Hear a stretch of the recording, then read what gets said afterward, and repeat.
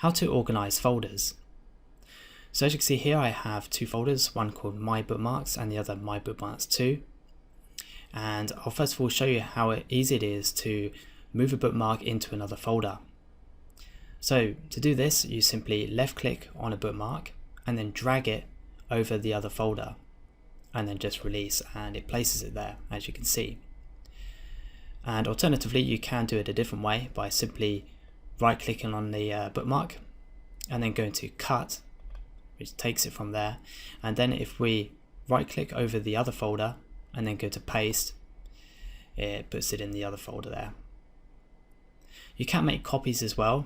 If I right click, go to copy over that bookmark and then right click over the other folder and go to paste, it then makes a copy of that bookmark. As you can see here, we have two Tesco's there. You can also move an entire folder into another folder by simply left clicking and dragging a folder and then hovering over the folder you want to place it within and then releasing.